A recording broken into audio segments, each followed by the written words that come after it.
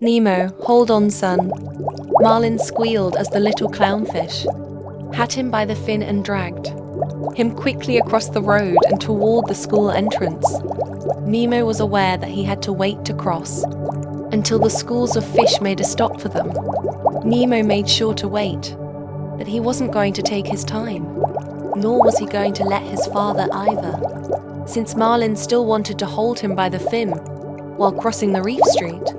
"What are you in a hurry for?" Marlin asked, giving his son a questioning look as they arrived. Nemo, however, only replied with a quick hug and took off toward the other children. "Goodbye, Dad." Marlin chuckled, knowing how much his son enjoyed school, so he let it go. Nemo scanned around for his friends, who obviously hadn't gotten there yet. It was to be expected since he had made his father bring him early.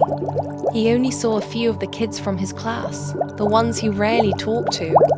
While he waited, the boy looked at the reef itself, the different shapes and sizes of corals and sponges that were as bright and colorful as ever, and then extraordinary colors of different fish, which blended as they swam in big groups.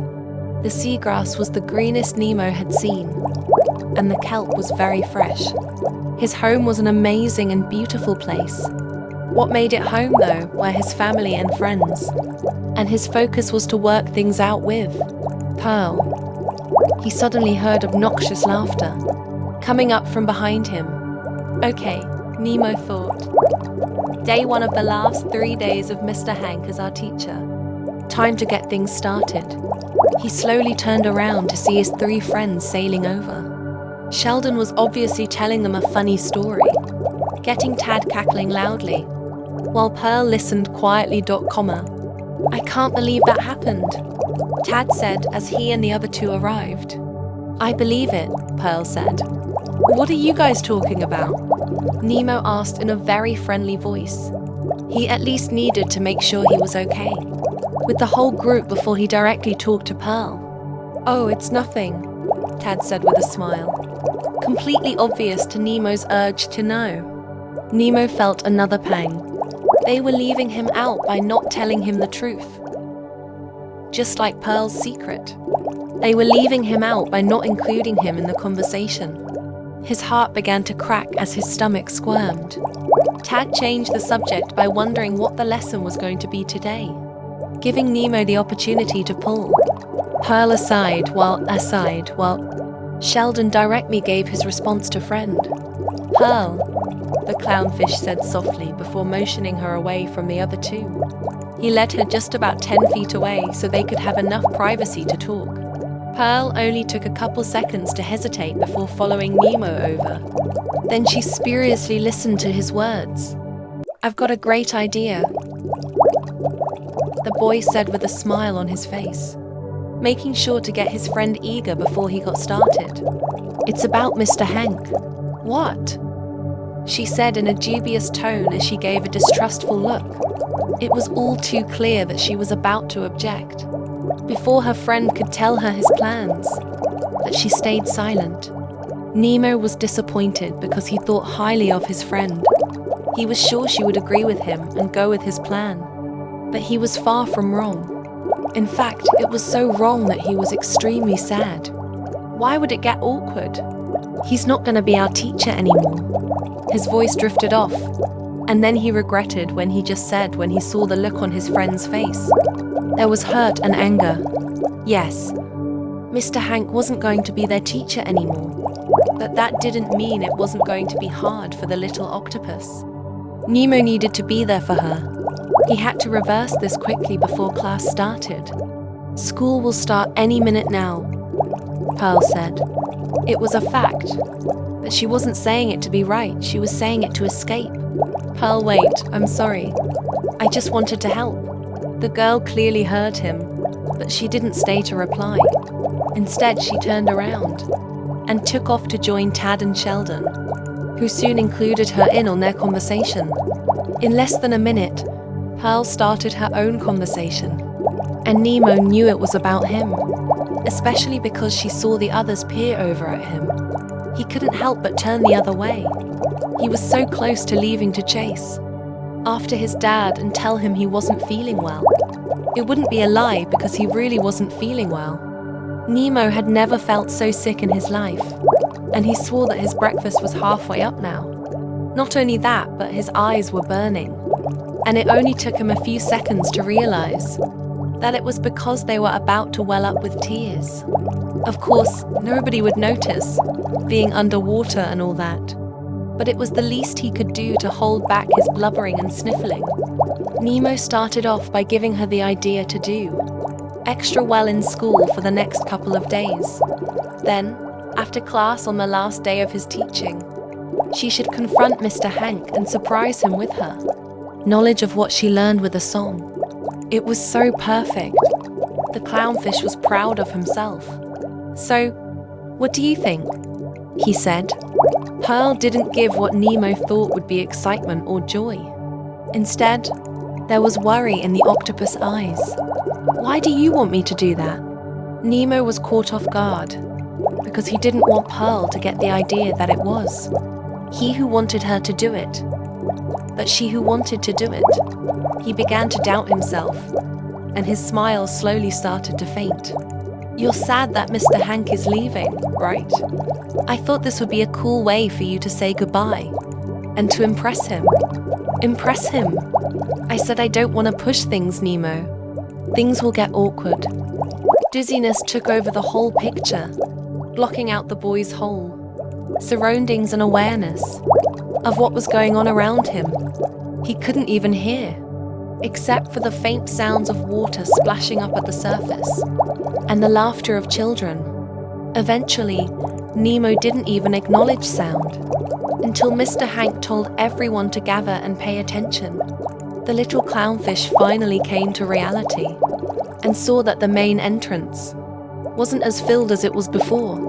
The children in his age group were together now, swimming toward the classroom area.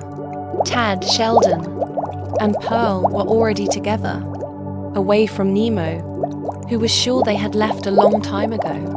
He wasn't sure how long it had been since he spoke to Pearl, but it felt like forever. He watched as the rest of the children giggled wildly and sailed over, some trying to poke at the substitute as he demanded them to keep their distance from him. Nemo went in his usual spot next to his friends, but he kept his distance and avoided eye contact with them. However, he could feel tension, especially with Pearl. "If you like learning about corals," Mr. Hank said to the class, "then you're going to like."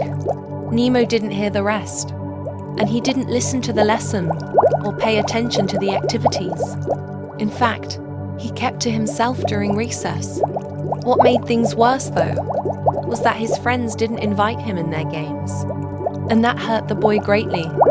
Nemo could hear their laughter, and at the corner of his eye, see them playing tag. It didn't look like Pearl was upset, yet somehow Nemo could sense the anger rising from her every time.